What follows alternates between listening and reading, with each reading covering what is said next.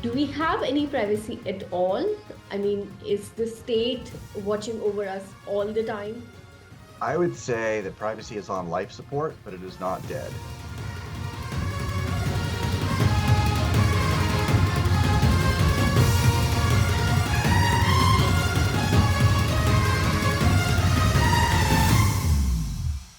Hello and welcome to Technocracy.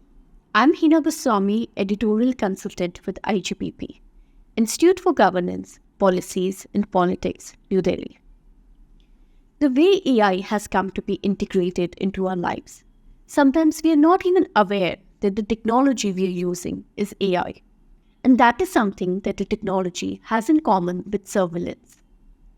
Whether it is the traffic monitoring camera that takes a picture of you, or the CCTV at your building's gate, we aren't even aware that we are constantly under watch. Increased crime rate, unsafe neighborhoods, fears of harassment may make us clamor for even increased watch through deployment of facial recognition techniques, CCTV, biometric checks. It's also not just a matter of state surveillance, but the application that we use on our phone, social media platforms, that have our location all the time, know about our health better than our doctors, and can tell our friends and families apart. The relationship between AI and surveillance is deeply intertwined. It is through this data, derived from us through our applications, or from what is publicly available about us, that AI technologies are improved and then further deployed to keep an even keener watch on us and understand us better.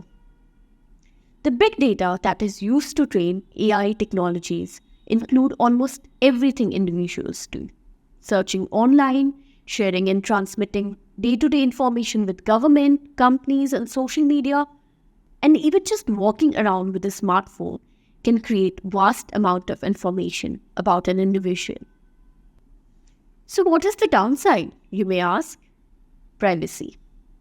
Take for example the use of CCTVs. Using CCTV cameras in public places is quite common these days, and most people don't see it as a big problem. But when these cameras are used together with facial recognition software, they can become a powerful tool that watches people too closely and can affect their privacy. A recent UN report has warned that people's right to privacy is coming under ever greater pressure from the use of modern networked digital technologies, whose features make them formidable tools for surveillance, control, and oppression.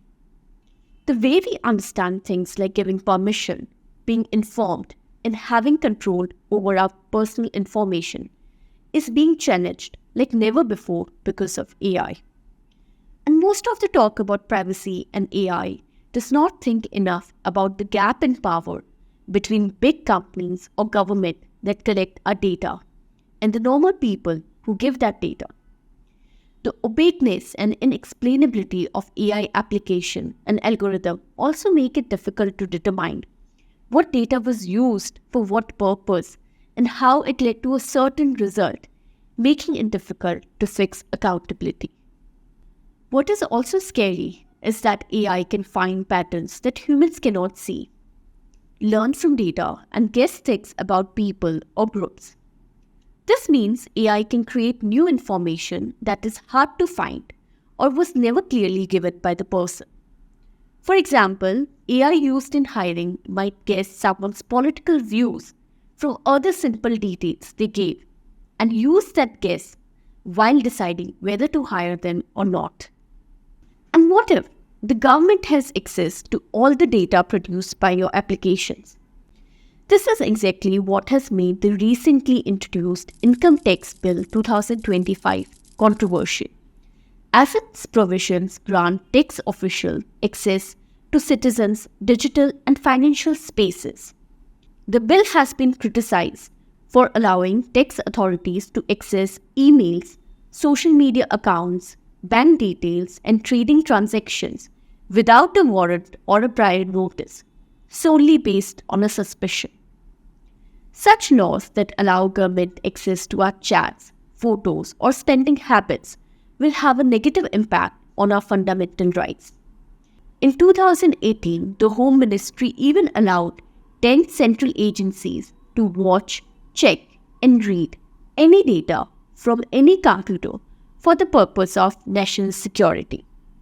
So, how do we ensure that our data, whether collected by application or by government agencies, is not used for surveillance purposes? For starters, rules like data minimization and purpose limitation can be made, which say companies should only collect the data they need for a specific purpose, and such rules do exist. According to the General Data Protection Regulation, no company or organization should keep a person's personal data for longer than needed. The data should be kept only as long as it is required for the purpose it was collected. However, no such law exists in India at the moment, as the Digital Personal Data Protection Act, while passed in Parliament, its specific rules and regulations are yet to be officially notified. The right to privacy is protected as an inherent part of the right to life and personal liberty under Article 21 of the Constitution.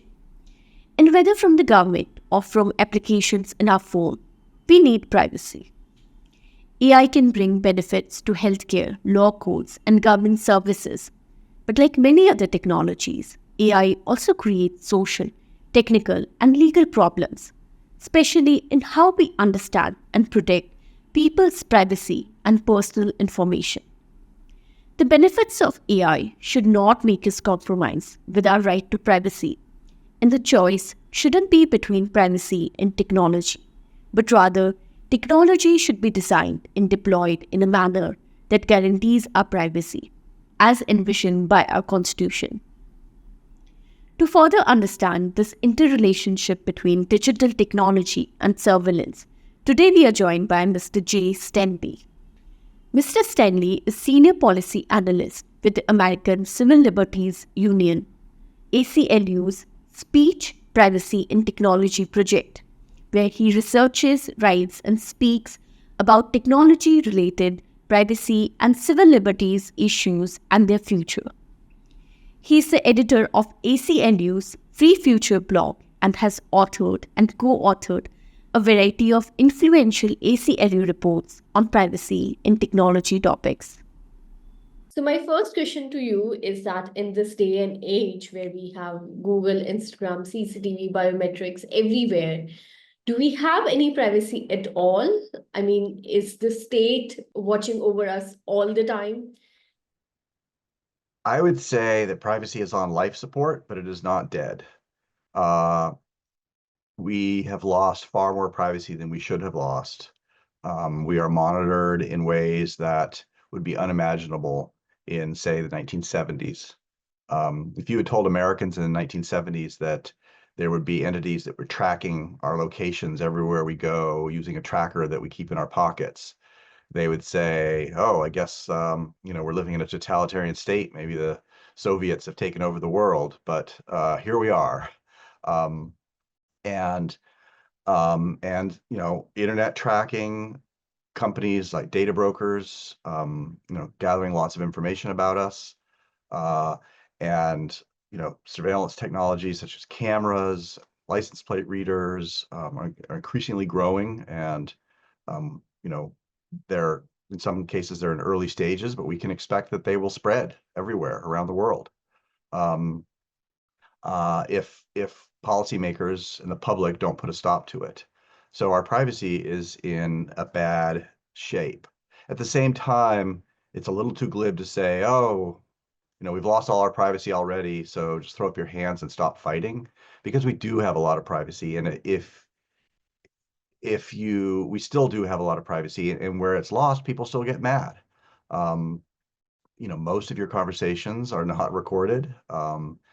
They might be recorded if you're having them on, social media, but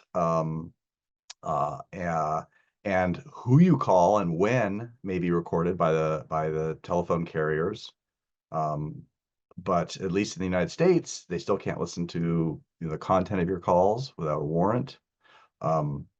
And I should say that, my organization is very US centric, so my perspective comes from the American experience. I can share that with you. But I think that a lot of things that happen in the United States will probably spread around the world where they haven't already.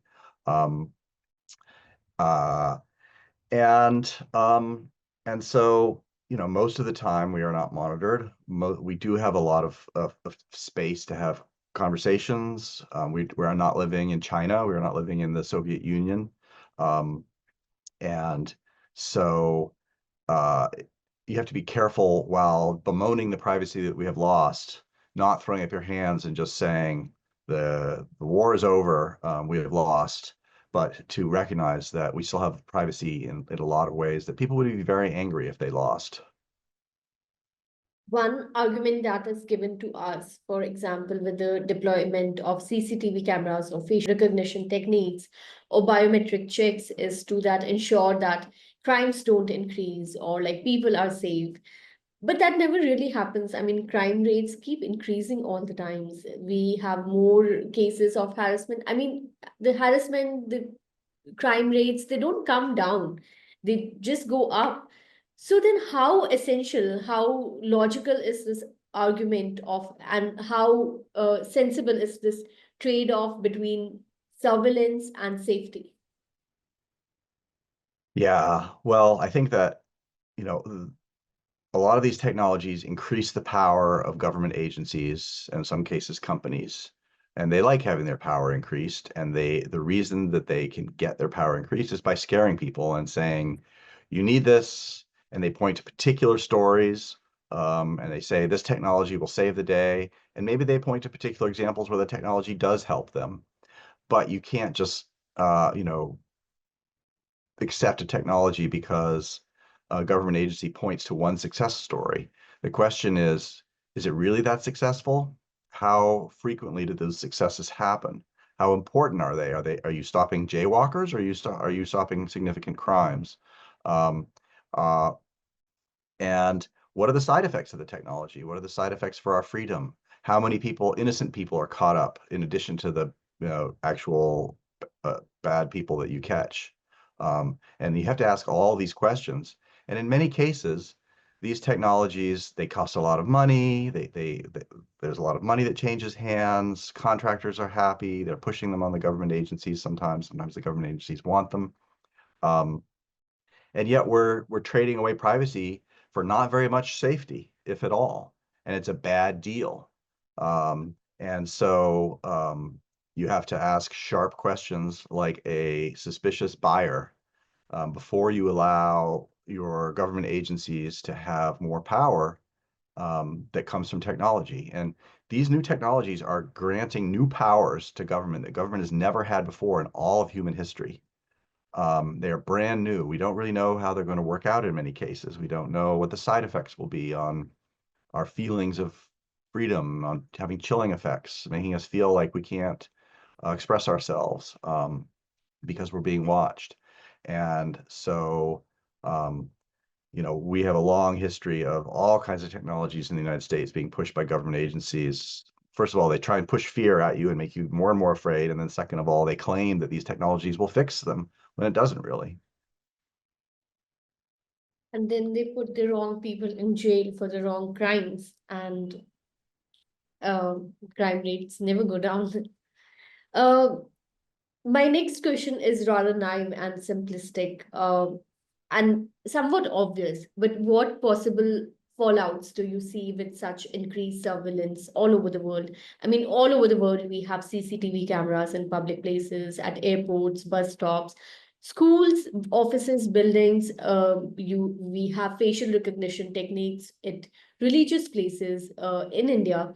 So, what possible fallouts do you see with such increased surveillance?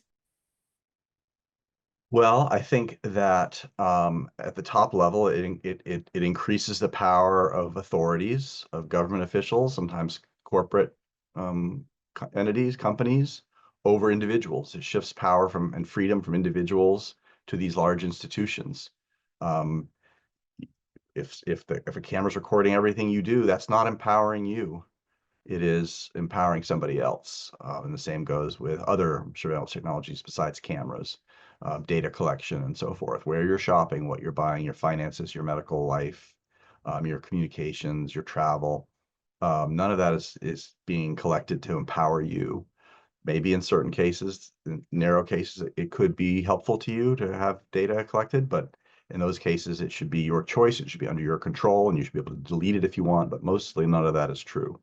Um, uh, so that's one issue. Another issue is that it can lead to abuses. It can lead to individual people in government or companies using this technology against people in abusive ways. They might be going after you because they don't like your political views. They might be going after you because you are you're dating his ex-wife. They might be going after you because, for a variety of abusive reasons.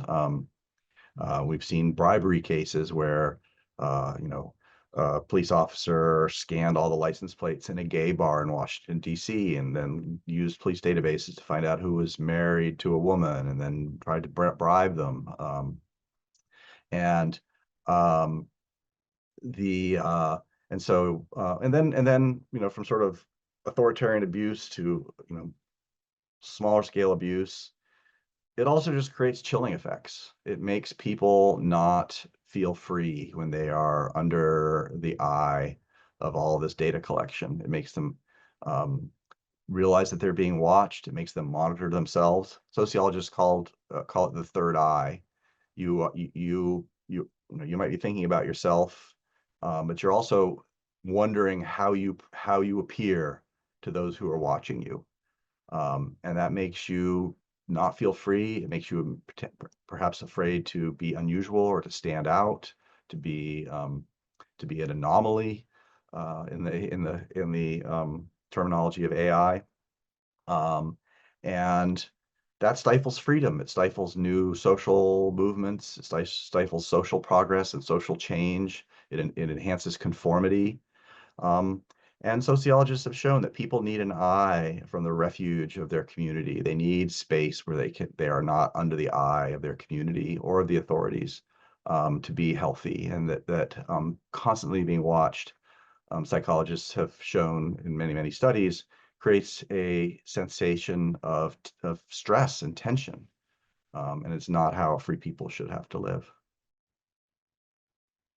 We often hear, at least in India, that, I have nothing to hide. I don't have any adverse political opinion, or I'm not doing anything criminal. So why should I fear the state having constant eyes on me? Or why should I fear the CCTV cameras in my neighborhood, or, at places where they shouldn't be?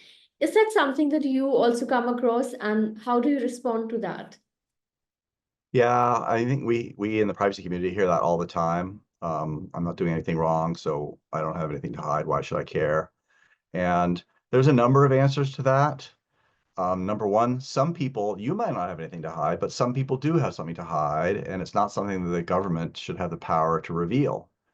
People hide a lot of things, even from their closest friends and family. The things about their sexuality, their health, that they're pregnant, that they're in love with somebody else. Maybe your private life is very simple, but there are others whose isn't, and you should want to live in a world where those people don't have to have their private life turned inside out. There's a reason we call it a private life. Um, Number two, you might not have anything to hide, but the government might think you do. The government makes errors. And if we allow the government to watch everybody just in case we might be involved in wrongdoing, mistakes will be made. There are always false positives and false negative rates with any technology. Um, and number three, are you sure you have nothing to hide?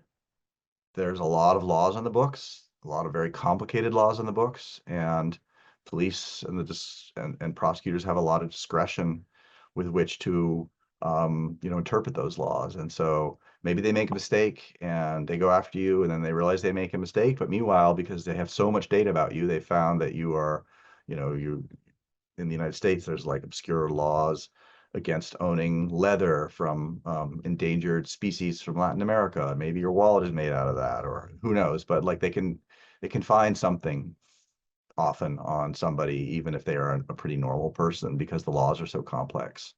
And then also everybody hides a lot of things, even though they're not wrong. People don't want to be seen naked in public. People don't want to, you don't want anybody listening when you sing in the shower. It doesn't mean there's anything wrong with singing in the shower, but maybe you don't want somebody looking over every piece of food that you've bought in the last year. There's nothing wrong with buying food. Maybe there's nothing unusual about your patterns, but it's just intrusive. Just like somebody listening to you sing in the shower. Why does somebody need to see all the food you've bought in the last year?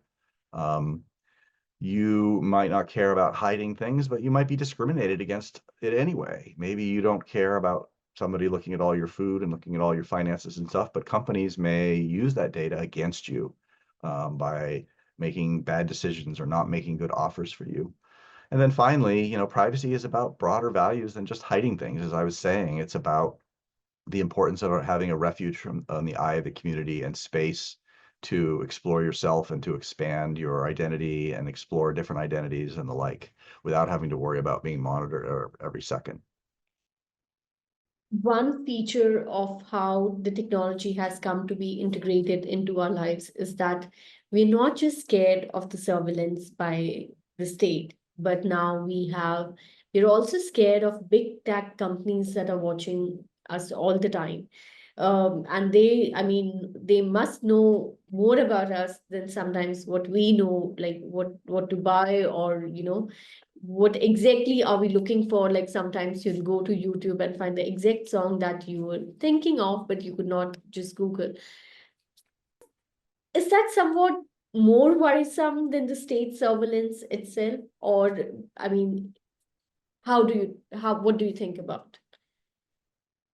I don't know about ranking it, but it's very worrisome. Google cannot put you in jail, which the government can do. On the other hand, at least in the United States, I mean, most of our interactions are not with the government, but are with companies, and they have a much richer amount of data about us than even the government probably does. And that data is more granular. It's more in the nitty-gritty of your daily life. And so in that sense, it's a huge threat. On the other hand, there's often a very blurry line between government collection of data and private company collection of data, because the government can often access the data that a private company gains. In the United States, the authorities have plentiful legal authorities to subpoena the information, to issue legal demands for the information. And if all else fails, the government sometimes just buys the information about people. And so in the United States, we have a Privacy Act, which bars the government from keeping dossiers and files about people if they're not involved in the criminal justice system or the like. But meanwhile, we have these big, giant billion-dollar companies that are basically doing what the Stasi in East Germany did, and maintaining files on everybody. Every piece of data they can get their hands on about us, they put into a file, and they sell it for commercial purposes. And then government agencies go around the Privacy Act by buying those dossiers, even though they're not allowed to maintain them themselves. So that's a huge problem. And there's been proposals in the U.S. to fix that by banning the government from doing that, but they haven't passed Congress yet. But I don't think you need to rank which is a bigger threat. I mean, we need to work to restore our privacy on all fronts. And our privacy is in a really bad shape right now, but in some ways I am optimistic for the future. I think that the arc of history is long, but it bends towards privacy. I think these technologies are happening so fast, and these new practices are happening so fast, that the companies and government agencies just engage in a land grab, and they start collecting data on us and spying on us. And it takes people a long time to realize that it's happening, to get angry about it and to push back. But in history, we have seen that over time, things tend to revert to privacy because people demand it and they don't like not having it. And so there's a gravitational pull back towards increased privacy. For example, in the United States, when they first started running the telegrams in, I don't know, what was it, the 1860s or the like, the telegram companies were reading everybody's telegrams, and they were making trades on Wall Street based on inside information. And it took like 40 years, but eventually Congress passed privacy protections. We saw that a lot of the monarchs of Europe were reading everybody's mail, which, in the late Middle Ages or the Renaissance era was mostly nobles, but they were reading all their mail, and eventually over a couple hundred years, everybody pushed back, and basically all of them stopped doing it, until the 20th century, at least, with the rise of the NSA and the like. So yeah, I think you have to worry about both. How do we draw the limits then, or like what would be your recommendations that these are the guardrails that are vital to ensure that our privacy is protected and our liberty is not at stake in this age of AI from both the state and the big techs? Yeah, I think there are some general principles, and then you need specific rules for certain technologies that are specific to those technologies. But in terms of general principles, there are these things called the Fair Information Privacy Practices, or FIPS. And they basically say that, you need to have notice, so you're aware of when data is collected about you, and you should have choice and control over when data is collected about you.